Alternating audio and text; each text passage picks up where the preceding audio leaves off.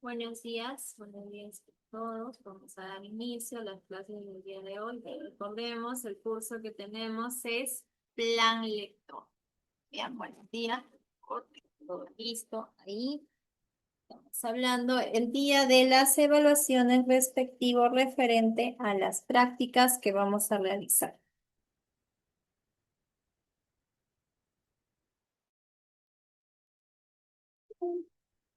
Bien, vamos a dar inicio, ¿sí?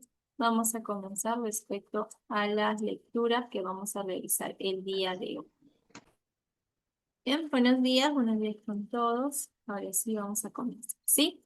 Recordemos primero que la semana pasada hemos trabajado en lo que es el curso de literatura, sobre este gran autor, este gran dramaturgo. Estamos hablando de el representante, de uno de los representantes del indigenismo. ¿De quién estamos hablando? Estamos hablando de Ciro Alegría Bazán. ¿Ok? Recuerden, ya hemos conocido un poco de él, quién fue, cuál fue su participación, qué obras realizó, en qué destacó. Bien, aquí tenemos a Ciro Alegría Bazán con un pensamiento propio de él que se menciona, ¿no? Dice, me preocupa el hombre del campo y los abusos a los que son expuestos, ¿no? Son palabras de ese gran autor peruano, Ciro Alegría Bazán. Representante del indigenismo, ya lo hemos trabajado la semana pasada a este autor. Bien, datos importantes sobre Ciro Alegría, tenemos que Ciro Alegría pertenece al movimiento indigenista, ya ustedes lo saben, lo estamos volviendo a mencionar para que quede claro, para que lo puedan recordar. Su obra plantea los problemas, aquí vamos resaltando en sus fichas, ¿sí? Resaltamos. Su obra plantea los problemas del trabajador del campo y los abusos, miren, los abusos de los que son víctimas, ¿no? Todo ello lo hemos realizado en las obras de Ciro Alegría Bazán. A ver, para los estudiantes nuevos, bueno, en este caso tenemos a Hugo, ¿no? Cuando nosotros hemos hablado sobre la corriente literaria del indigenismo que se dio aquí en Perú, mayormente sus autores, aún en esta semana recién vamos a hablar sobre el otro autor, de José María Arguedas, ¿sí? Pero la semana pasada hemos hablado sobre Ciro Alegría, ¿no? ¿Qué tienen en común Ciro Alegría con José María Arguedas? Que ambos nos hacen una representación de las narraciones, los acontecimientos que sucedió durante la explotación de los abusos cometidos hacia los indígenas. Bien, de esa manera es donde se puede visualizar y se puede apreciar. Bien, comenzamos ahora y continuamos con la producción de literaria de Ciro Alegría. A ver, las obras de Ciro Alegría han sido traducidas a más de 15 idiomas. Miren, observen, han sido traducidos a más de 15 idiomas. Vamos resaltando, ¿sí? Vamos resaltando porque de esto van a venir los exámenes, ¿sí? De esto vienen todo referente a los exámenes. ¿Sí? Entonces, comenzamos aquí. Y sus tres primeras novelas, miren, constituyen textos obligados de lecturas para escolares y universitarios, ¿no? ¿Por qué, profesora? ¿Por qué? Porque Silo Alegría marca una época muy importante aquí en Perú, ¿no? La corriente literaria del indigenismo. Bien, aquí tenemos un pequeño fragmento de una de sus obras que tenemos La Serpiente de Oro, que fue publicada en 1935. Bien, la metodología en el curso de lo que es plan lector, sí, es referente a que yo voy a evaluar las evaluaciones, en este caso, las lecturas que ustedes van a realizar. Bien, de esa forma se van a colocar las notas el día de hoy.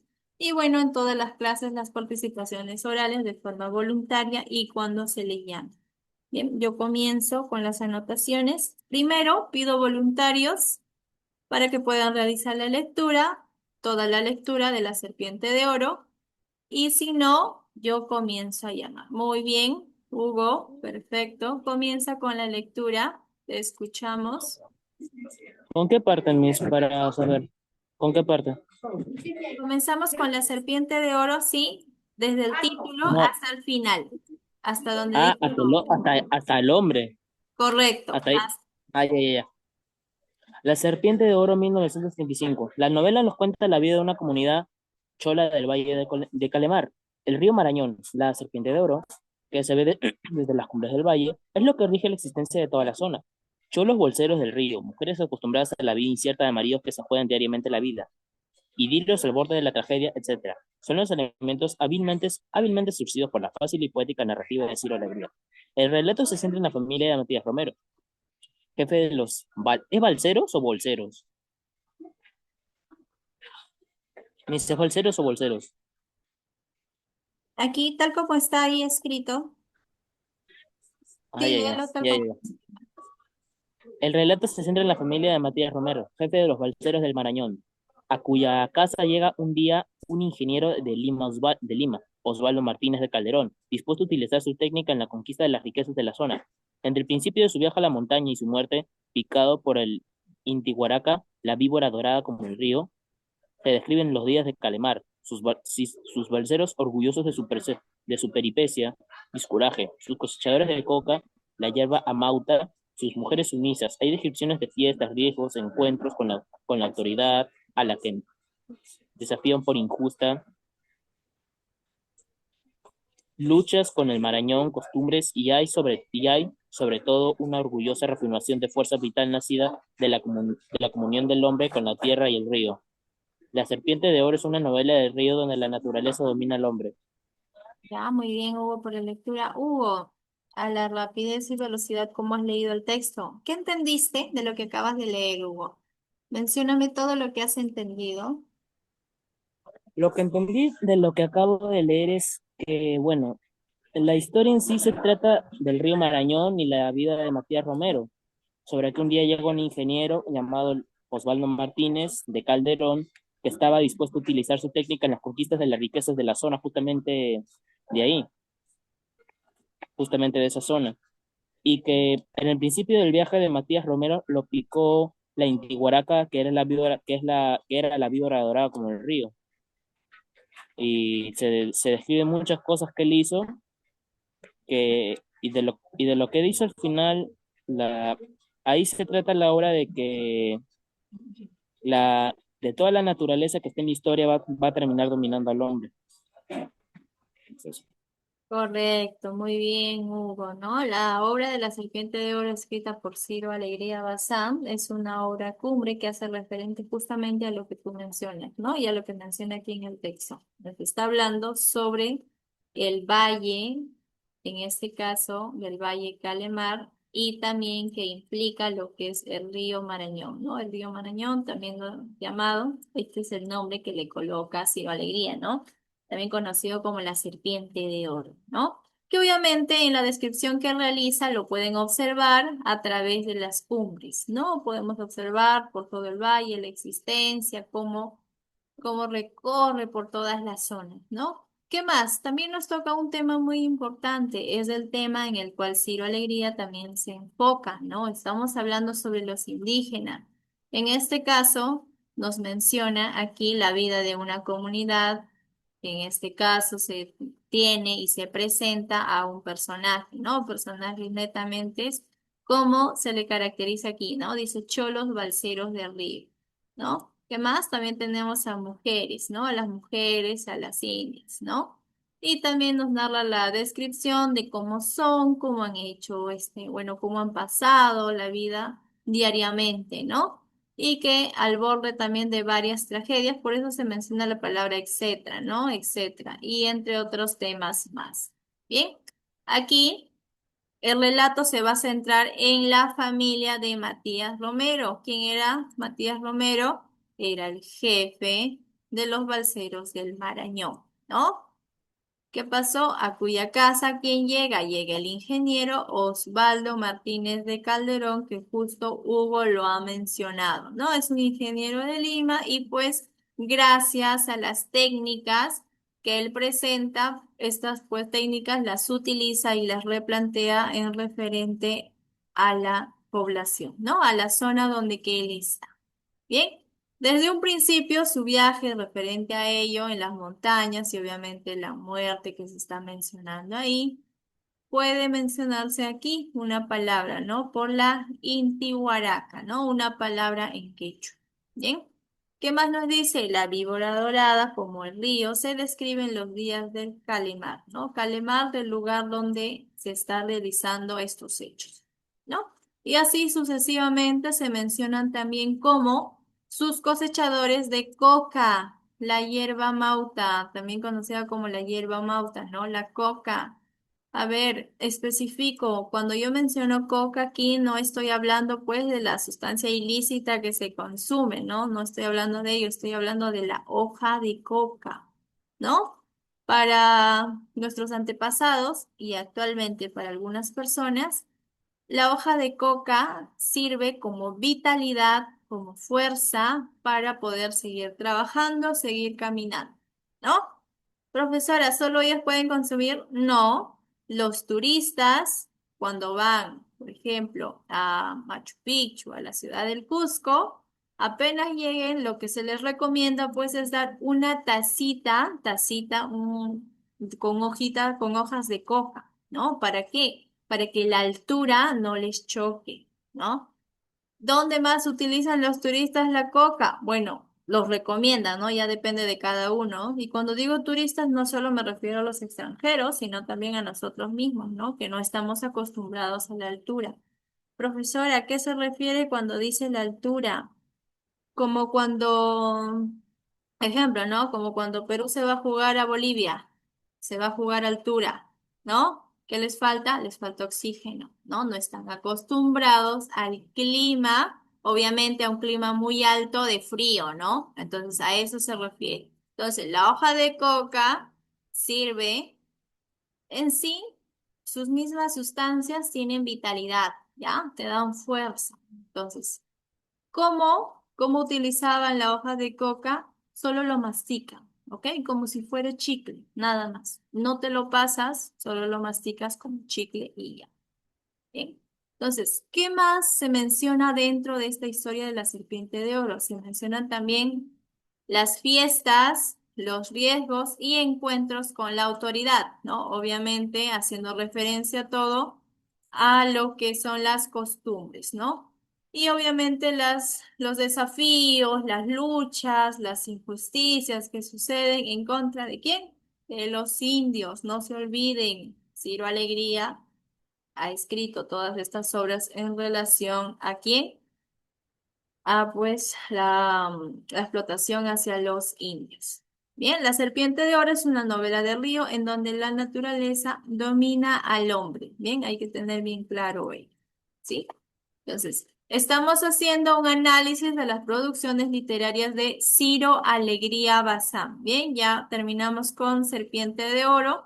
Recuerden, La Serpiente de Oro es una obra en relación al río Marañón. ¿Ok? Al río Marañón y obviamente bajo el contexto de los pobladores que vivían alrededor, ¿no? Alrededor por ahí. Entonces, continuamos con el siguiente fragmento. Tenemos aquí Los perros hambrientos, de igual manera, publicado en 1938 y escrito por Ciro Alegría Bazán. Bien, comienzo a llamar, creo que Karina, en antes Karina había encendido su audio. Mis buenos Karina, días. buenos días, Karina. Karina, te escuchamos, ¿sí? Lees el fragmento de Los perros hambrientos, Karina. Ñam. Los perros hambrientos, 1938. La historia gira en torno a la familia de Simón Robles, familia campesina de pastores y agricultores andinos en la serranía norte del Perú, quienes los dueños de los mejores perros cuidadores de la región. Desde muy pequeños son entrenados en el cuidado de las ovejas y de otros animales más grandes. De todos lados acuden para adquirir un perro de los robles. Los perros que más destacan en la obra son Huanca, Sampo, Gueso y Pellejo, que tienen cada uno su propia historia, al igual que la de Simón Robles, Juana y Vicenta.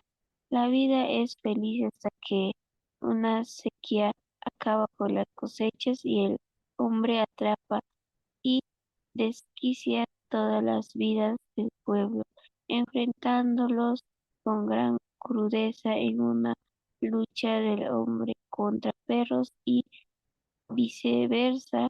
El pueblo hambriento acude a la casa del patrón arrendador de las tierras y les exige desesperadamente algo de comida y un poco de paz para muertos. El patrón di- dice que no puede darle comida porque no queda nada, ante lo cual deciden invadir la despensa. Les recibe una descarga de balazos. Tres campesinos caen acribillados y los demás huyen. Pasan largos meses hasta que llega la lluvia. Han muerto muchos hombres y muchos perros, pero la vida renace y Simón Robles, único superviviente junto con la perra Huanca, rescata las pocas semillas que ha arrancado al hambre con la lluvia. Vuelve de nuevo la vida y sobre todo las comidas. Esta novela trata el mayor problema de los trabajadores peruanos, la propiedad de la tierra. El campesino vive y muere por la tierra. La lucha es diaria por vencer a la agreste naturaleza y en medio de ella se plantean las antagónicas relaciones humanas entre los mundos opuestos, que no es solamente el de los hombres y el de los perros, también una metáfora de los primeros, sino igualmente el de los propietarios y los desposeídos en el pueblo y los funcionarios de un estado oligárquico, el de los indios y los hispanos, el de los marginados huidos de la ley y la policía. Bien, muy bien, gracias Karina por la lectura. Karina, coméntame, ¿qué entendiste del texto que acabas de leer, Karina? Mis entendí sobre que dejaron, que estaban de hambriento y, y bueno, ellos, mm, ellos rescataban las pocas semillas que han arrancado, ¿no? Con la lluvia y a veces mm, no había comida, entonces por eso ellos, lo que había quedado de las siembras, ellos rescataban comida. Ya, gracias, gracias Karina por la lectura y por la interpretación que estás realizando. Entonces comienzo a llamar Anderson Galarza. Tengo a Anthony López, Bernardo William. Sí, profesora. Bernardo comienza con la lectura de Los perros hambrientos.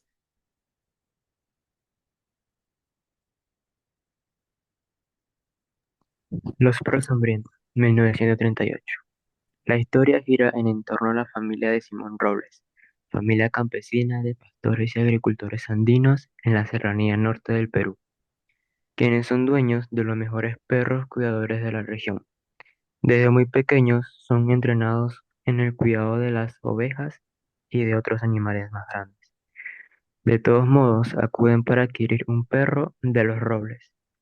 Los perros que más destacan en la obra son Huanca, Zombo, Hueso y Pellejo, que tienen cada uno su propia historia, al igual que la de Simón Robles, Juana y Vicenta. La vida es feliz hasta que una sequía acaba con las cosechas y el hambre atrapa y desquicia todas las vidas del pueblo, enfrentándolos con gran crudeza en una lucha de hombre contra perros y viceversa. El pueblo hambriento acude a la casa del patrón, arrendador de las tierras, y le exigen desesperadamente algo de comida y un poco de paz para los muertos. El patrón dice que no puede darles comida, porque no queda nada, ante lo cual deciden invadir la despensa. Les recibe una descarga de balazos. Tres campesinos caen acribillados y los demás huyen. Pasan largos meses hasta que llega la lluvia. Han muerto muchos hombres y muchos perros, pero la vida renace y Simón Robles, único superviviente, junto con la perra Huanca, rescata las pocas semillas que han arrancado el hombre. Con la lluvia vuelve de nuevo la vida y sobre todo la comida. Esta novela traza el mayor problema de los trabajadores peruanos: la propiedad de la tierra. El campesino vive y muere por la tierra. La lucha es diaria por vencer a la agreste naturaleza, y en medio de ella se plantean las antagónicas relaciones humanas entre los mundos opuestos, que no es solamente el de los hombres y el de los perros, también una metáfora de los primeros, sino igualmente el de los propietarios y los desposeídos, el del pueblo y los funcionarios de un estado oligárquico, el de los indios y los hispanos, el de los marginados huidos de la ley y la policía.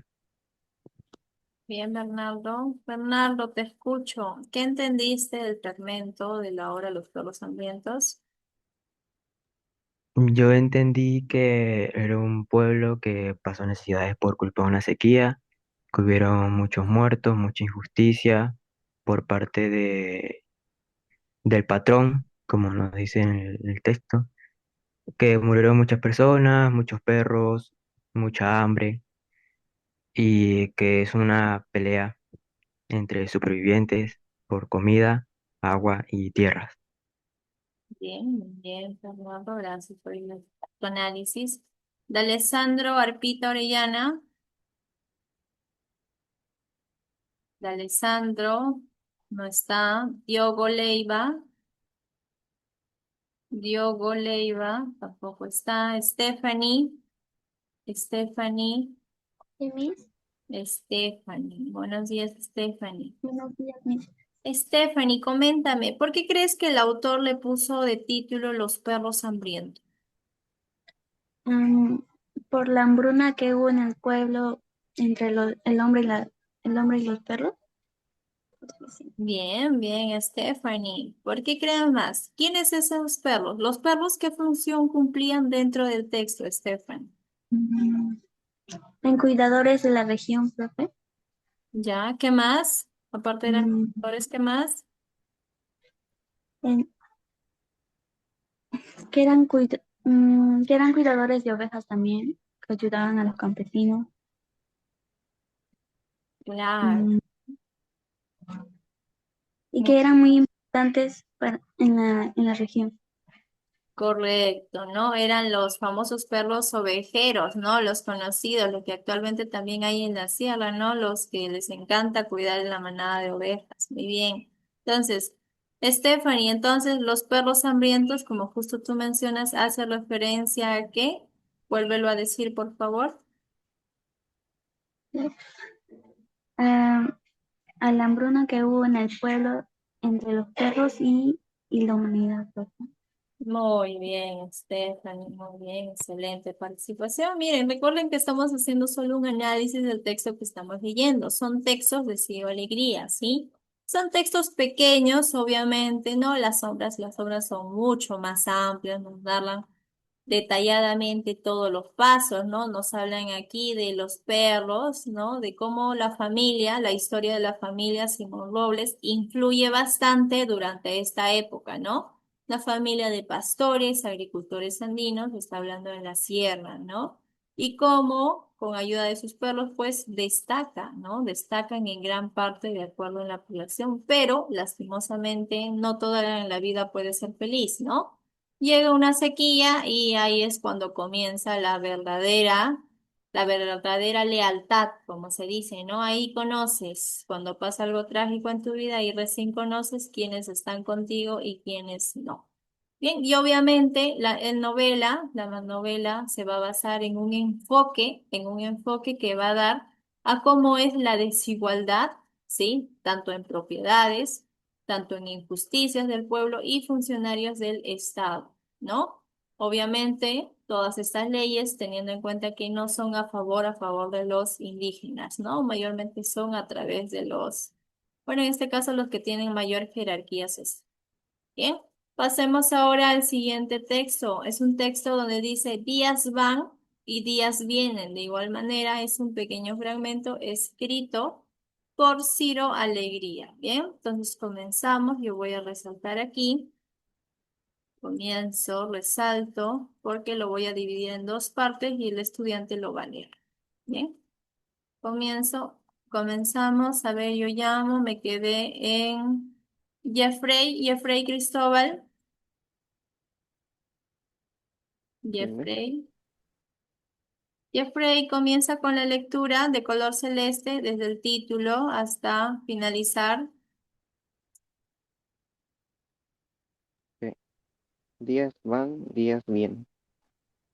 Una mañana rozando que Maki caminaba por la calle real, volviendo a la casa de Doroteo Quis, cuando divisó a un elegante jinete que, seguido de dos más, avanzó por la curva del camino que se perdía, tras la loma por donde en otro tiempo también hicieron una aparición los colorados, rutilando durante una ebullición de polvo, avanzaban muy rápidamente, tanto que llegaron frente a la plaza del mismo tiempo que Rosendo, y allí se encontraron sufriendo su cabello el patrón, siendo imitado por sus segundos, un tortillo lujosamente escaseado, brillante de plata en el freno de cuero trenzado, la montura y los estribos, enarcaba el cuello soportando a duras penas la protección de las riendas. Su jinete, hombre blanco de mirada dura, nariz aguileña y bigote erguido, usaba un alba sombrero de paja, fino poncho de hilo y bayas blancas y azules y pesadas espuelas tintineantes. Sus acompañantes, modestos empleados, resultaban tan opacas junto a él que casi desaparecía. Era don Álvaro Amendábal y Dolón en persona, el mismo a quien los comuneros y gente de la región llenaban simplemente por comunidad. Don Álvaro Amenábar ignoraban su alcurnia, pero no dejaron de considerar claro esto, la importante posición que le confería su calidad de terratenientes adinerados. Rosendo Maki saludó, sin responsable. Amenábar dijo autorialmente. Bien, Jeffrey, coméntame, ¿quién es Rosendo Maki? Jeffrey,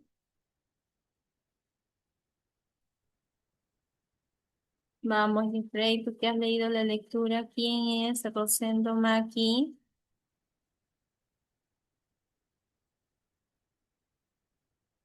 No, Jeffrey. A ver, Jeffrey analiza la pregunta que te hice. Joa Ramos, Joar, listo. Lo llamo.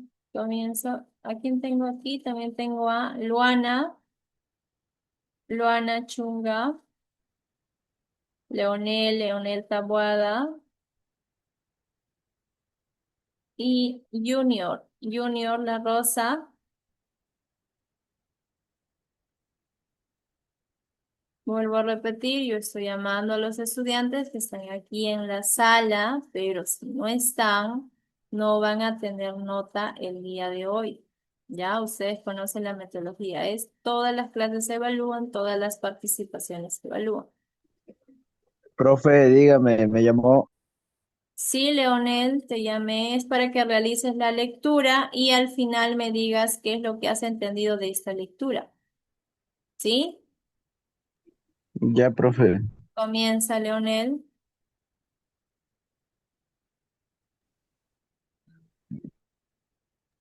Días van, días vienen. Una mañana Rosendo Maki caminaba por la calle,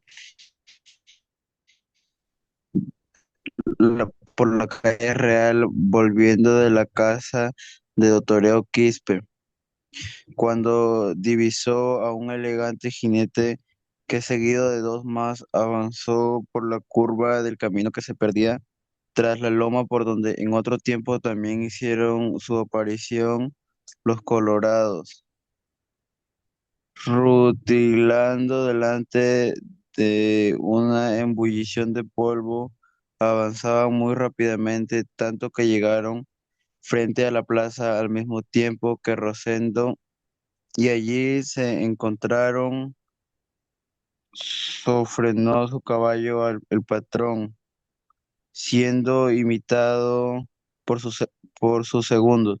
Un tordillo lujosamente enjaezado, brillante de plata en el freno de cuero trenzado.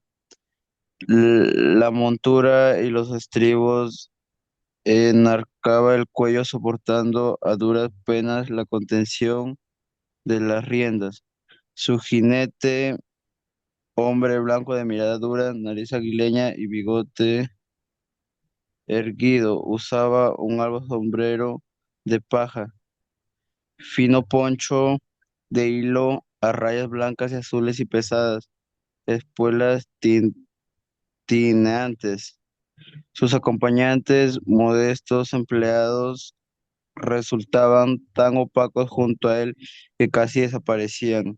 Era don Álvaro Amenábar y Roldón en persona, el mismo a quien los comuneros y gentes de la región llamaban simplemente por comodidad don Álvaro Amenábar. Ignoraban su alcurnia, pero no dejaron de considerar.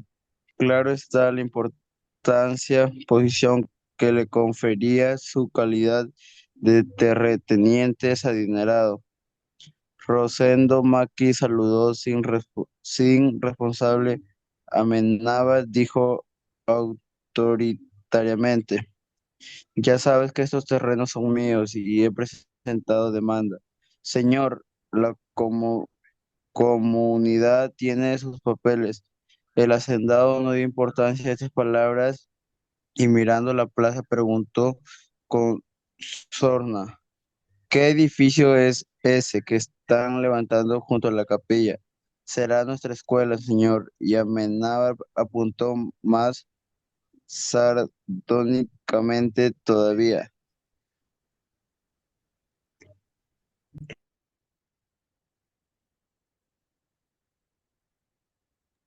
Profe, lo debajo ya no se ve.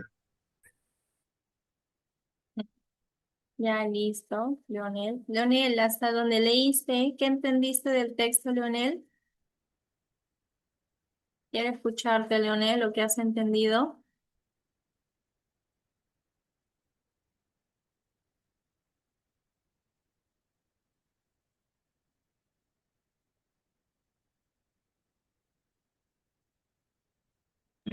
Bro, Sí, te escucho, Leonel. Coméntame qué has entendido del texto que acabas de leer.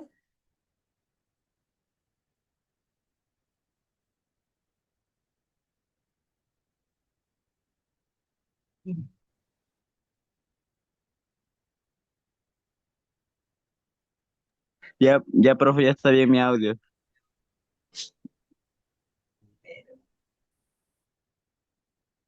Audio, ¿en dónde, Leonel? La pregunta fue, ¿qué has entendido del texto que acabas de leer? Ya esto sobre un hombre que tenía.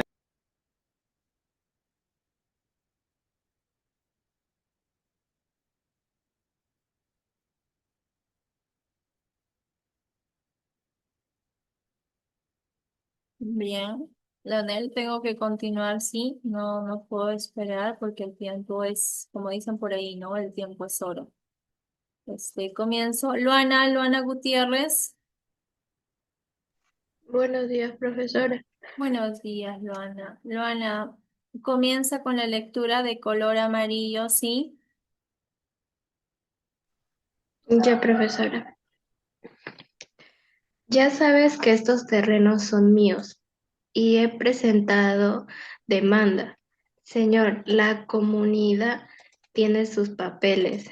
El hacendado no dio importancia a estas palabras y mirando la plaza preguntó, ¿Son sorna?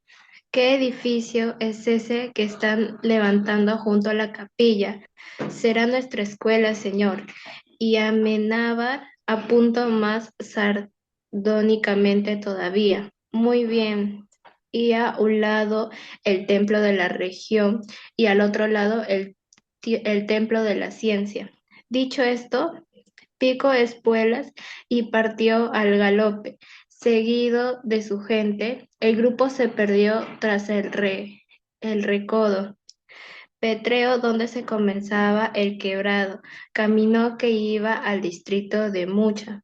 El alcalde quedóse pensando en las palabras de Amenábar y después de considerarlas, comprendió toda la agresividad taimada de la cínica amenaza y de la mofa cruel.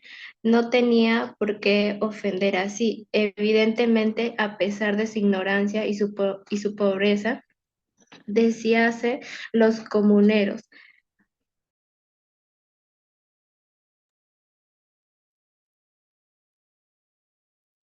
Luana continúa, se cortó, te quedaste aquí. Los comuneros jamás.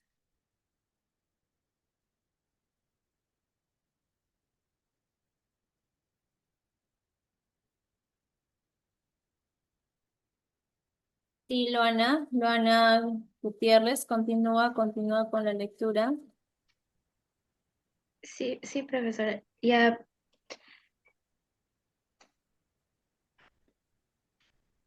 Profesora, no me acuerdo dónde me quedé, pero lo voy a leer desde el punto donde dice a pesar de su ignorancia. Te quedas aquí. Los comuneros jamás. Ya, profesora. Los comuneros jamás habían hecho mal a nadie, tratando de prosperar como se lo permitían sus pocas luces y sus escasos medios económicos. ¿Por qué, señor, esa maldad? Maki sintió que su pecho se le llenaba por primera vez de odio, justo sin duda pero que de todos modos lo descomponía entero y hasta le daba inseguridad en el paso. Era muy triste y amargo todo ello. En fin, ya se vería. Bien, gracias. Luana, coméntame qué has entendido del texto que has leído.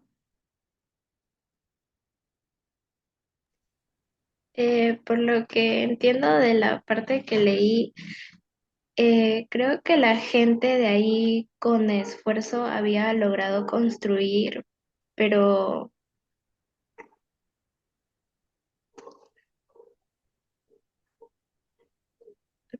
o sea, había podido construir con mucho esfuerzo porque ellos tenían como pobreza y al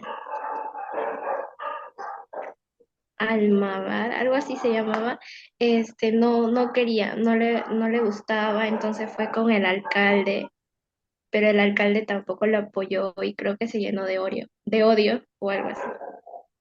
Claro, ¿no? Muy bien, Luana. Lo has hecho bien, Luana Gutiérrez. Entonces, referente al texto que se ha leído, ¿no? En sí lo ha leído Jeffrey, lo ha leído Leonel con Luana Gutiérrez, ¿no? Luana fue la única estudiante de la lectura que dio un pequeño análisis del texto que ha leído, ¿no? Entonces, referente a esta lectura, ¿sí? Hemos hablado de Díaz va y Díaz viene, ¿no? ¿De quién hemos hablado? Hemos hablado de Rosendo Maki, ¿sí? Rosendo Maki, este es el personaje, ¿no? Nos describe, Rosendo Maki caminaba por la calle Real, volviendo de la casa de Doroteo Quispe, es otro personaje, ¿no? cuando divisó a un elegante jinete que, seguido de dos más, avanzó por la curva del camino que se perdía tras la loma por donde entró tiempo también hicieron su aparición los colorados, ¿no?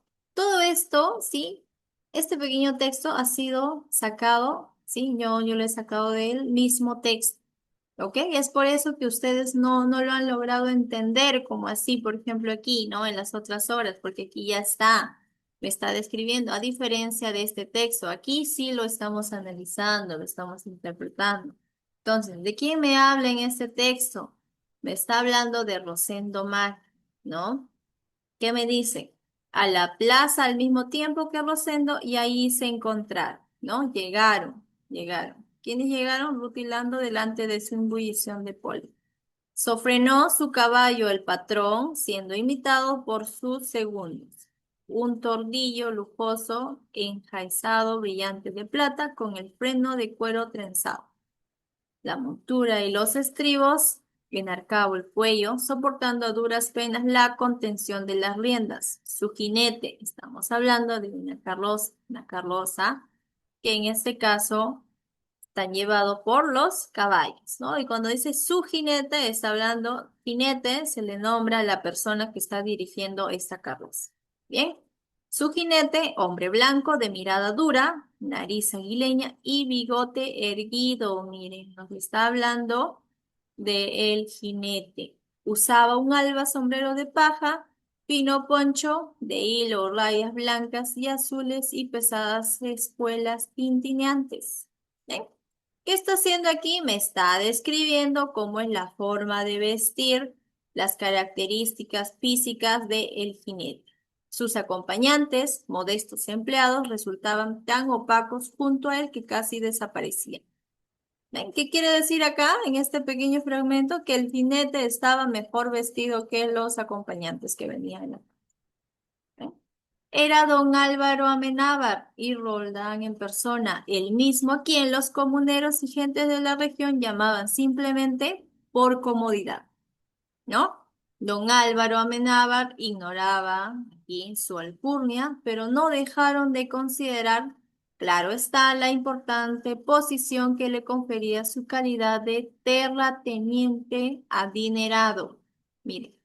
¿Quién era el terrateniente adinerado? Era Álvaro Amenábar. ¿Ven? Entonces, gracias a su posición, gracias a su dinero, pues a él tampoco le tomaba tanta importancia. Entonces, ¿qué pasó aquí? Rosendo Maki lo saludó sin responsable. Amenábar dijo autoritariamente, miren lo que le dijo, ya sabes que estos terrenos son míos y he presentado demanda. Rosendo Maki le contesta, señor, la comunidad tiene sus papeles. Entonces, ¿qué le dice Álvaro Amenábar? Le menciona, el hacendado no dio importancia a estas palabras y mirando la plaza preguntó con sorna, ¿qué edificio es ese que están levantando junto a la capilla? Rosendo le responde, será nuestra escuela, señor. Miren, está hablando de una escuela. Y Amenábar apuntó más sórdidamente todavía. Muy bien, y a un lado el templo de la religión y al otro lado el templo de la ciencia. Dicho esto, picó espuelas y partió al galope. Seguido de su gente, el grupo se perdió tras el recodo petreo donde comenzaba el quebrado camino que iba al distrito de Mucho. Bien, entonces, ¿qué pasó aquí? El alcalde se quedó pensando en lo que Amenábar dijo, ¿no? ¿Qué dijo Amenábar? Amenábar dijo, ¿no? Muy bien, aquí está. Muy bien. Y a un lado el templo de la religión y al otro lado el templo de la ciencia. Recuerden algo, tengan en cuenta algo. La religión y la ciencia anteriormente no, ¿cómo lo decimos? Son como el agua y el aceite, ¿no? ¿Qué dice la religión? La religión menciona, cree en tu fe, cree, cree en Dios Todopoderoso y gracias a tu fe, gracias a tus creencias vas a poder, pues en este caso, alcanzar la felicidad, la gloria, etcétera, ¿no? Según la religión, ¿no? ¿Y qué dice la ciencia? La ciencia te dice cree en hechos, cree en algo que existe, en algo que tú has visto. No, y miren cómo Amenábar al solo decir estas palabras, obviamente hizo que el alcalde pues se quede pensando en lo que dijo, ¿no? Y después de haber considerado y reconsiderar, comprendió la agresividad taimada de la cínica amenaza y de la mofa cruel, ¿no? Indirectamente los había amenazado, ¿no? Sobre cómo era posible que iban a construir una escuela al costado, pues, del templo religioso, ¿no? Una pregunta, Sí, Hugo, te escucho. pero en ese tiempo, ¿había algún problema que construyeran una escuela al lado de una iglesia? Sí, no necesariamente al lado de la iglesia, pero en ese tiempo sí era perjudicial construir una iglesia. ¿Por qué? Porque los grandes, los que tenían plata, los adinerados, le tienen miedo, actualmente también sucede eso, ¿no? Le tienen miedo al conocimiento. Tienen miedo, en este caso, por ejemplo, si hablamos de Rosendo, bueno, en este caso disculpen, de Amenábar. Amenábar era un jinete, un hacendado que tenía bastante dinero, sí, y que obviamente en su hacienda, ¿quiénes trabajaban en su hacienda? Amenábar trabajaba el campo, Amenábar atendía a sus animales. Les pregunto yo, ¿quiénes atendían todo eso? A ver, los escucho. ¿Quiénes creen ustedes que atendían? ¿Quiénes, Hugo? Los campesinos o los, por decirlo de alguna manera, llamados esclavos, los que trabajaban para él. Correcto, ¿no? Los campesinos, los esclavos, ¿no? ¿Qué pasa? Miren, les pongo contexto ahí, el por qué el miedo de construir iglesias, disculpen, colegios en ese entonces. ¿Qué pasa? A ver, una familia de campesinos, un ejemplo, papá y mamá,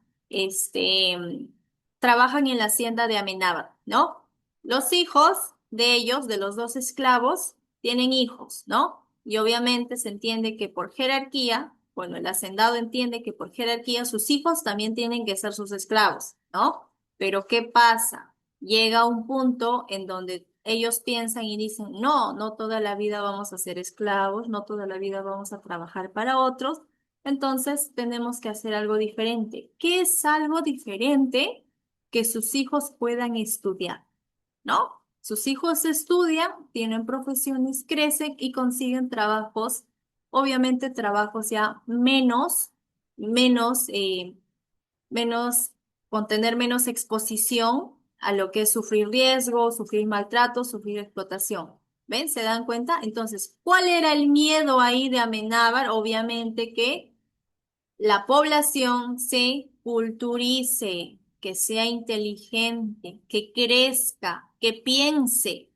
Entonces, al pensar el humano como tal, al pensar, al razonar, ¿qué es lo que va a hacer? Va a crear, va a inventar y lo que más le tienen miedo, hablar. Va a comenzar a hablar, se va a defender, se va a poder expresar. Entonces, anteriormente no querían que construyan escuelas porque en la escuela, ¿qué te enseñan? Te educan, te enseñan cursos para que puedas salir adelante y puedas seguir estudiando, ¿verdad? Entonces, por eso es que en ese entonces no querían que se realice la construcción de escuelas. ¿Por qué? Porque el indio, así tal como suena, porque el indio se iba a culturizar. Y si el indio se culturiza, iba a hablar, se iba a defender, ¿no? Lo que anteriormente no hacían los indios, ¿no? No se defendían porque no había justicia, no había nada. Entonces, mientras más tú sabes, más te vas a poder defender. ¿Ven? Entonces, es por ese motivo que en ese entonces era pues, ellos se oponían a la construcción de la escuela. Por eso dicen que el conocimiento, ¿ok? El conocimiento es poder, ¿ok? Claro, lo mismo pasa actualmente, ¿no? Es casi lo mismo, con la única diferencia pues que ahora ya lo hacen en nuestras narices y anteriormente pues no había quien los defienda, ¿no? Solo que ahora hay un como problema, no sé, que no dejan que los jóvenes estudien lo que quieran, sino que estudien lo que el gobierno les manda o lo que sus padres les obligan, Claro, para que ¿no? no sean tan cultos y no podamos defendernos a nuestra propia manera. Exacto, ¿no? Es casi es lo mismo en realidad, no cambia casi nada. Entonces, vamos a continuar. Comenzamos aquí con la siguiente lectura antes de que se nos acabe el agua. Comienzo, llamo Matías. Matías, comience con la lectura. Matías, de color celeste. Juicio de linderos. Don Álvaro era hijo de don Gonzalo, hombre resuelto que ganó Humay nadie sabía cómo extraño juicio con un convento. Llegó cuando la hacienda consistía en la llanura vista y los cerros que lo rodeaban. Después de un detenido examen de las herederas de las haciendas vecinas, se enamoró ciegamente de Paquita Roldán, heredera única, y se casó. Los bienes de ambos fueron aumentando. Don Gonzalo era trabajador, inescrupuloso y hábil. A veces sabía saltar la mano llena de monedas y a veces ajustarla sobre la carabina. Humay creció hacia el sur, arrollando haciendas, caserías y comunidades. Creció hasta tropezar con los linderos de Mazrabamba, hacienda de los Córdoba. Bien, Matías, ¿qué entendiste, Matías, ahí? ¿De quién me está hablando? ¿De qué personaje? ¿De qué lugar? Sobre don Álvaro y el hijo de don Gonzalo. ¿Ya? ¿Quiénes fueron ellos? ¿Qué hicieron? ¿O qué pasó? Fueron una familia que ganaron un poco de poder y comenzaron a destruir y hacerse dueños de diferentes haciendas o comunidades. Vale, ¿no? Muy bien, Matías. Continúa con la lectura. Steve Nostroza.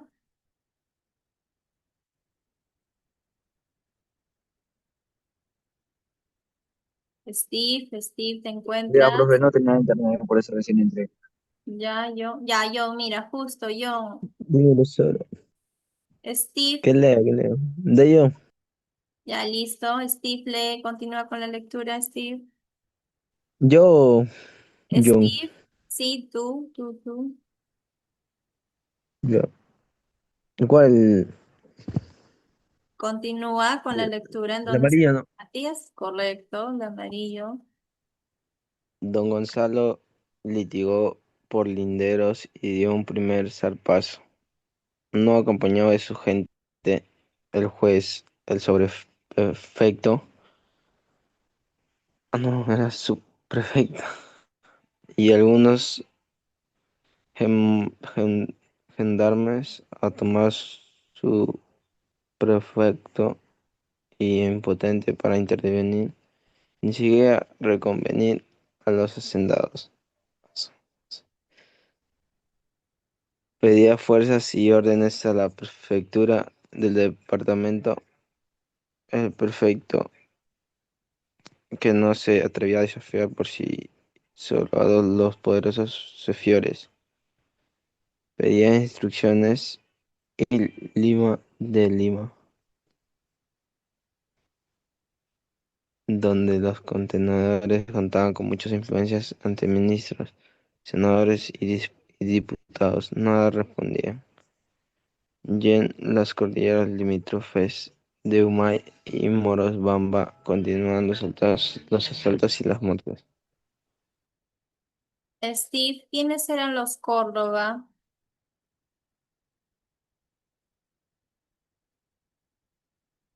Steve, te escucho. ¿Quiénes eran los Córdoba? O los que están atentos a la lectura. A ver, Yuleimi Ramos, solo me faltas tú porque ya llamé a todos. Ya, profesora. ¿Quiénes eran los Córdoba, Yuleimi?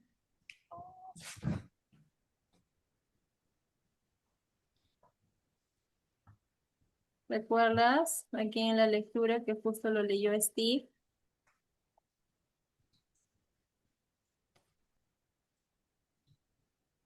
Una familia que fundó un pueblo, el pueblo de los Córdoba.